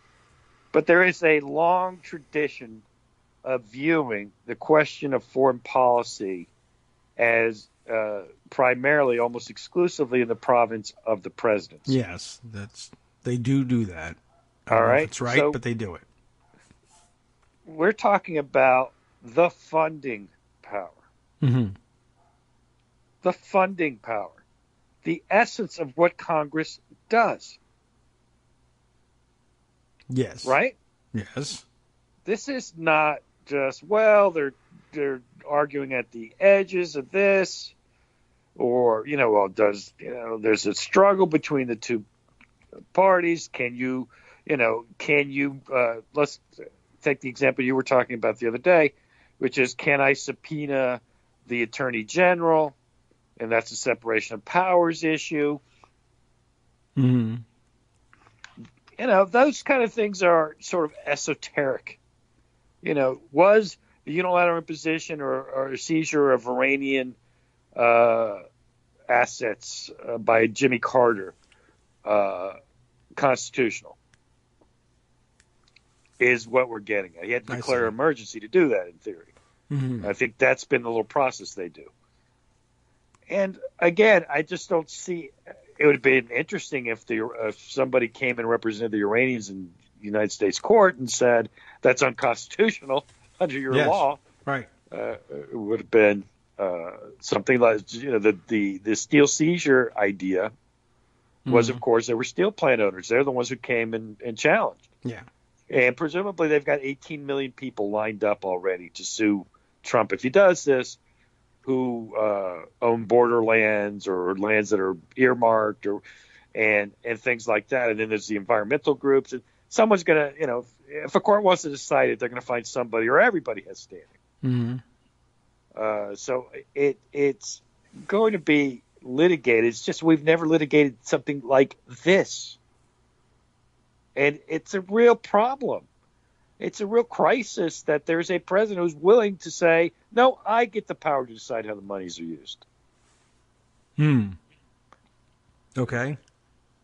Yeah. So, again, I'm repeating myself, so I'll stop now and listen a little bit. All right. Well, let's see. I guess I could skip down to this part of the Vox article that is subtitled here. Others say Trump can do it, and it might be harder to stop him than you'd think. Very Vox formulation. Why would it be harder? Let's find out. If Trump does declare a national emergency for the border wall, there will almost certainly be challenges to him in both Congress and the courts. But it's not entirely obvious they will stick. As we saw with Trump's travel ban, he's often willing to do things that go over the legal line and then leave the courts to figure out exactly where that line lies. The National Emergencies Act contains a mechanism for Congress to overrule the president by passing a joint resolution out of the House and Senate. We've heard about this. And my question, all right, never mind. With Democrats in control of the House, it would presumably pass there easily. And Bruce Ackerman, Yale law professor, says he believes it could pass the Senate too. Mitch McConnell does not have the power to bottle this up. Wait a second. Yeah. Humble brag. Bruce Ackerman was actually my constitutional law professor many years ago. But why do I care what Bruce Ackerman thinks about whether something's going to pass in the Senate or not? I'm not sure. He's just talking. I guess they're talking about the idea of a resolution disapproving of the national emergency and what's going to happen. He happens to be there. It's just a little thing for me to say. What do I care what a law professor thinks is going to pass in the Senate? I mean, I don't know. What does that even mean? I'm not sure. And I'm not even sure he's right about this part where he says Mitch McConnell does not have the power to bottle this up. So that means that there would be a moment of truth for the Republican Party, and I'm not positive that he can't bottle it up. Well, the idea, and maybe you should take a minute to discuss that because you do know these things. It's supposed to be a privileged resolution, whatever that means. Mm-hmm. Yeah, that's why everyone argues that it's not subject to the filibuster. Is that wrong? No, that's correct. The problem with it is that the statute says that there's, I forget exactly how the process works. But 15 days to bring it to the floor for a vote, but no one ever asked. So suppose they don't. What happens? Right. They didn't write that part of the constitution of the law, and the answer is we would sue. To which sue who? I don't know. I guess sue. Right, Mitch McConnell himself. I don't know. The Senate. would the House sue the Senate? Can that happen? I don't know. I'm not certain. So, one, you have a standing question. Two, you have every possibility that it comes to the court, and the court says, we don't rule on this stuff on whether or not the Senate has to vote on things. The Senate the Constitution says it's up to the Senate to decide on the rules. But this isn't a rule issue. This is a statutory interpretation issue. Maybe they buy that and say, okay, fine. Now, you want me to interpret the statute? I believe that they're asking me to settle a political question, and we're going to pass on that. I think that's exactly what they would say. So, all right. So it continues like on. The Byrd rule. Who's gonna? Yeah. If I challenge the tax bill as violating the Byrd rule, Right. I'm a taxpayer. I don't have standing because taxpayers don't have standing. But suppose somebody in the House of Representatives had challenged it, they wouldn't have heard that. No, probably not.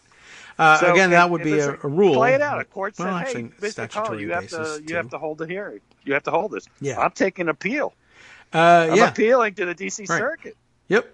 I mean, that's how that would go. I mean, suppose he loses every time, and eventually the Supreme Court says, "Fine, we will rule on it. You have to hold the vote."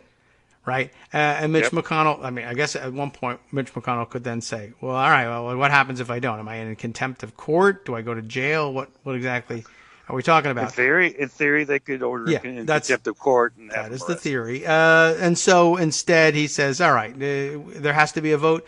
All right, fine. I'm bringing up this privileged resolution, to which then Grassley says, well, I move to table the resolution. Oh, that's a great idea. Excellent. Well, I vote for that too. All right. Now there's no vote on it. Well, but the statute says you have to vote. We voted, and it was around this thing.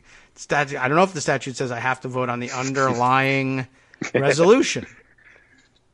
I voted about it. You know, if they do go to a vote, I do expect you'll get at least 10 or 15 Republicans that will vote that this is, Ben Sass and Collins. And probably Rubio at this point. There are a bunch who would want to. I guess it's a question they would have a lunch and decide: do we come out better for standing up for this principle against Trump, or do we come out worse? What do you want to do? Well, whoever might face a primary won't vote for it, right? And whoever is not going to face a primary would probably vote against the president on this. Romney, Rubio. Alexander's retiring. Collins actually has a different type of problem. She needs to not be a rubber stamp, so she'd probably vote. I mean, it would pass if it ever got to a vote. And then Trump would veto it. It's not going to get 67, I don't think. So then what? Yeah, I don't know. Well, I will continue on with this section. I'm not certain that this makes a whole lot of sense now that I'm glancing at it, but let me see if I can read it more carefully. So Mitch McConnell doesn't have the power to bottle it up, so that means there would be a moment of truth for the Republican Party, and even a vote on tabling the resolution could be, turned into a moment of truth. Well, you shouldn't vote if you vote for the motion to table the resolution, that's voting in favor of Trump's declaration of an emergency and preserving that. We all understand that. Okay. Now, it goes on to say, but thanks to a 35-year-old court case, ready? Congress might not be able to override the president that easily. I guess if both. So remember, Ackerman is saying, I think it would even pass the Senate. So even that wouldn't work. In the 1983 case, Immigration and Naturalization Service, INS versus Chadha. Yep. The Supreme Court decided that a one-house legislative veto, but why is this a one-house legislative veto, violated the Constitution. After that, the National Emergencies Act was amended to require the joint resolution to override the president's declaration. Like a typical law, it requires simply a majority in the House and the Senate and the president's signature. Trump would probably, not be willing to sign a joint resolution to reject his own emergency declaration. So that means Congress would need to override him with a 2/3 majority in each chamber. There we are. Now, all the people who want to vote against Trump but not have it mean anything can do so. If you didn't You won't get 290, you won't get 67. Yeah. You just won't. So the safeguard you think is there in the National Emergencies Act turns out not to be there, or at least the most constitutional scholars who have looked at that question closely think that the Supreme Court would never go for it, especially now that we have a Supreme Court with 2 new members who are unusually deferential to executive power. And who are they quoting here? Shepley. I'm not certain who that is. I missed the introductory part about him. Just see if I can find him in this article. Yeah. But no, I don't see how that plays into it. What would the Supreme Court even have in front of them if they just can't override his veto? I guess there is someone who would argue that the National Emergencies Act doesn't require a resolution under that act doesn't require the president's signature. I guess is the counter argument. Because it doesn't say it; it just says a resolution. Resolutions aren't laws. In theory. Well, why not do a concurrent resolution instead of a joint resolution? I don't know. You tell me what the difference is between those two. The president doesn't sign a concurrent resolution. All right. It doesn't have the force of law, but it's an expression of disapproval from both houses. House concurrent resolution would be it has to be passed by both houses. It just is not intended to have the force of law. But well, then that's not so good. If it doesn't have the power of force of law, then how does it? Unless that's the mechanism, arguably, that the National Emergencies Act right. I mean, if provides. The National Emergencies Act says a resolution and doesn't tell me specifically what form the resolution has to take. No, well, let's try it. I don't know. Let's see. It says it was amended to. After INS versus Chadha, the National Emergencies Act was amended to require the joint resolution to override although again, this could be just reporting mistake, like telling me that they have to be it has to be passed jointly by both the House and the Senate might not mean a joint resolution is specified in the National Emergencies Act. I'd have to check. I always thought that Congress had to act by passing laws. I mean, that was my understanding of how that worked. And that to pass any law requires either a veto-proof majority to override the president or the president to sign the law. I mean, it's funny about separation of powers because even the Congress in its use of its appropriation powers does require the president's signature unless it can override his veto. So why wouldn't that be the case here? It doesn't require his signature. He could just opt not to sign it and wait 10 days and have it. But that's not what he would want to do. But you know, the president, it's subject to the president's veto power, right? That type of action by the Congress. Because can the Congress do something? You tell me. You're the expert. Can Congress do something without either having the president not sign and let it sit on his desk for 10 days, or have him sign the bill? I mean, what is it that Congress can do without that? They can investigate. They can subpoena. Right. They can declare their intention for things, or put themselves on record with resolutions. Although, I mean, it is a little bit ridiculous to say. I would say, all right, we're going to have some argument about this in front of the court here. You're telling me that let's say it doesn't specify joint resolution. If it does, you hung yourself. Well, I don't know why you did that, but okay.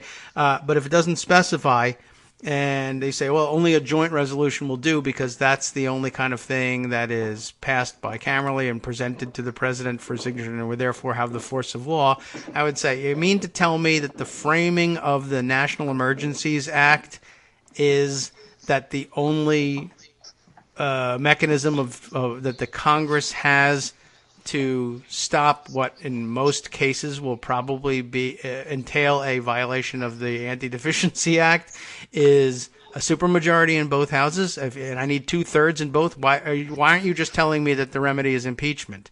To which the court will say, exactly. I am telling you that the remedy is impeachment. I told you that the first time when I said I wouldn't rule on this because it's a political question, but you insisted on coming back to me with the National Emergencies Act. Impeachment is easier to do than what you're asking to do now. For this, you need 2/3 in both houses. For impeachment, you only need 2/3 in one, the smaller of the two houses. Impeach him already. That's what I'm saying. I mean, of course, Brett Kavanaugh wouldn't say that. Brett Kavanaugh would say. He's the king, and you can't do anything. Give me a beer. Shut up. Trump is talking. He's talking about the women with tapes on their mouths again, by the way. Oh, good. Well, that's good. By the way, 3M stock, huge right now. Goodbye. Go buy. That's what he's doing. He's buying 3M stock and screaming about tape. So, all right. Well, that's happening now. So you got to go and do that. I will investigate over the weekend, I guess, whether or not the National Emergency Act really requires a joint resolution or whether they are mistakenly saying that a resolution that would have to be passed bicamerally in a joint fashion equals the term of art joint resolution, HJR, or SJR for that matter, depending on which house begins it, but I am not sure. We loaded up with barbed wire, David. Oh, all right. That's literally, he just said that. Why? I don't know. It's something that's very necessary. We've broken up 2 caravans. A beautiful I'm wall would not have that much. Closed caption, and it's like, this is just a bunch of non sequiturs again. Yeah. All right. Well, he's an idiot, and I guess the delay was a fight over whether he would speak extemporaneously or from the teleprompter. And I don't know whether the barbed wire and the tape is on the teleprompter or not. Maybe at this point they've adopted that as standard. He just thanked the president of Mexico with something. Okay. Okay. There's 15,000 people in a caravan, but it's largely broken up now thanks to Mexico. Oh, so all right. What's the emergency? I don't know. If we didn't have the wall up and secured and strengthened, they would have walked through. Okay.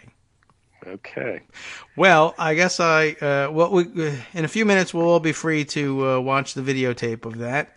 I'm sorry. And watch that. That's all right. That's kind of bizarre. True, you know. He does have pieces of paper in front of him, by the way. But so he was not it. looking at them when he was talking before. Now he's looking at them again. So they scribbled it together. It's not in the teleprompter. Never made it. They were writing it right up to the time that he walked out. By the way, I guess I'll just throw in a couple of other good points I thought were made via Twitter in the last day or two. Seth Maskett, political scientist at the University of Denver, pointing out that many of those who will back Trump's declaration of a national emergency also saw Michelle Obama's recommendation that children eat vegetables as a fascist power grab that would end liberty in America. So don't forget who will be wishy-washy about whether or not they would support a veto override. They were all pretty certain that sleeveless Michelle Obama and her victory garden were tyranny that would destroy us all. And a good take to recommend for everybody to read. I probably don't need to recommend that anybody read Greg Sargent because you've already done it, but I liked his take. Trump's national emergency will only underscore his raging delusional impotence. And I guess that's happening right now in the Rose Garden. Everybody is getting a glimpse of this. He brought his angel mobs. Okay, great. All right. Well, that's one of his favorite tricks. But let's see. I guess while you follow along to see if any other crazy things are happening that deserve special call out, I will conclude by reading through the rest of that Patrick Eiber tweet storm, which was about Elliott Abrams, though I brought it to bear for everything else. Tremendous tweet storm. I don't understand how anybody's standing up to defend Elliott Abrams at all. It's just the weirdest thing ever. Cocktail party stuff, man. They've dealt with him. He's been a source for them over the years, and he's never murdered any of them. So I don't know that he's responsible for mass murder. He's never killed me. I mean, you want to stand by the guy who basically defended the murder of an archbishop in El Salvador? Okay, good. Yes, because to not do so would be evidence of your anti-Catholic bias, Armando. I don't know. That happens to me all the time. Here's an interesting tweet. Yes. Which I think is probably not a bad point, from Garrett Haake, the NBC reporter.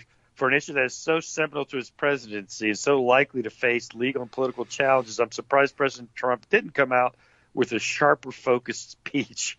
He's all over the place. Doesn't project the idea Right. that this is a critical national security crisis. It's a Stephen Miller production. I have been tweeting since forever. Go find my tweets about, you're really good at getting stuff done or whatever.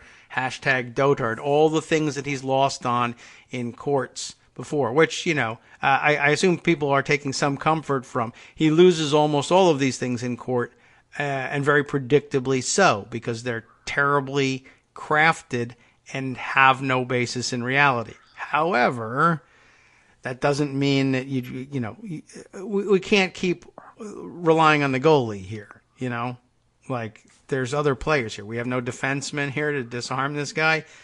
He's just taking open shots on goal all the time, and we're hoping that the right draw of the right panel saves us. All right.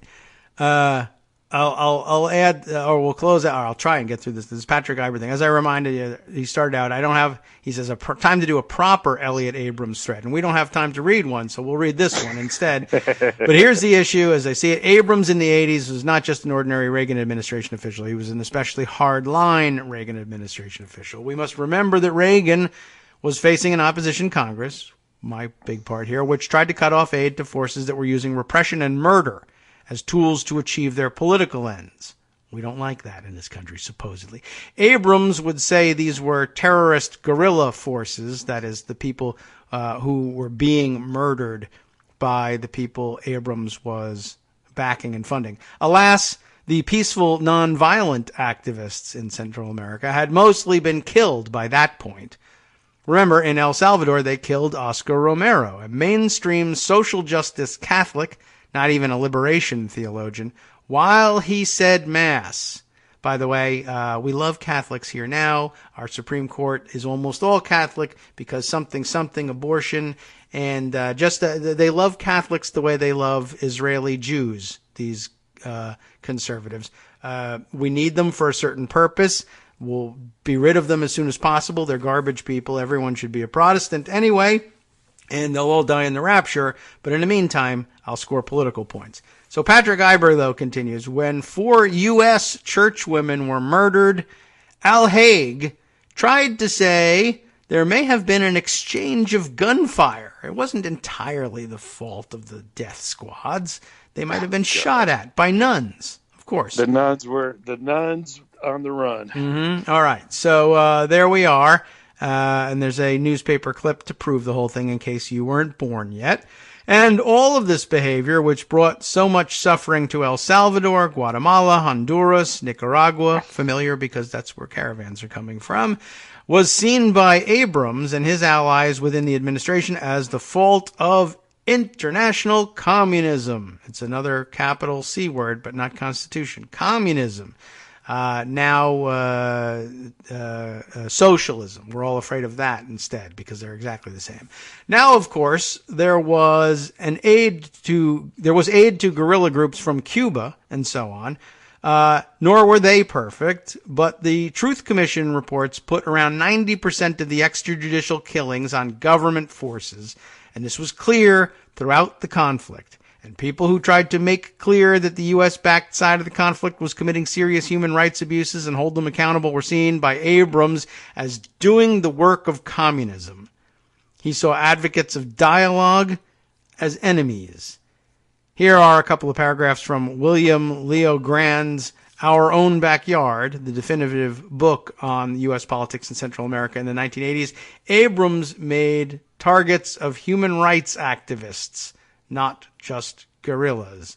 And you can take a look at those excerpts for yourself. And as, for example, he goes on, he tried to use blackmail to make sure Costa Rica's Oscar Arias, recently disgraced by allegations of sexual assault, but a Nobel laureate for his role in facilitating negotiations that led to peace, would cooperate with the illegal U.S. war in Nicaragua. I got to stop you right there because not about that thing, but all right, go ahead. And this important announcement about the national crisis at the border. Yes. Trump is talking about how great a job he did eliminating regulations, economic regulations. Good. Yes. Well, we're going to roll back all sorts of regulations, like the Constitution. Roll it all back. All right. Pretty soon he'll give you his electoral victory and take out the map. All right. Well, it continues on for some time. I don't even know if I can get all through this, but I'll just add at least this one here. I'll make a commitment if you want. I don't mind talking about Elliot Abrams as one of the most despicable people in the history of the federal government. I have read many articles. It was something I dealt with a lot in the time when I was a kid. Yep. So I would love to talk about Elliot Abrams on Monday if you want. Okay, sure. We can absolutely do that. It's President's Day, so the president could stop us. It's all up to him. He gets to say. I think that's in the Constitution. The president can kill anyone he wants on President's Day. And Trump is very excited about that. So we'll look forward to that. Anyway, he goes on to discuss all sorts of things, including, of course, the lying to Congress. But who cares about that compared to human rights abuses and murder of political activists? Lots to read there. I'll give you the link. You should read it. It's time for us to give up and let Justice Putnam take over. You should all go watch the president's rambling idiocy if you want a good laugh/cry.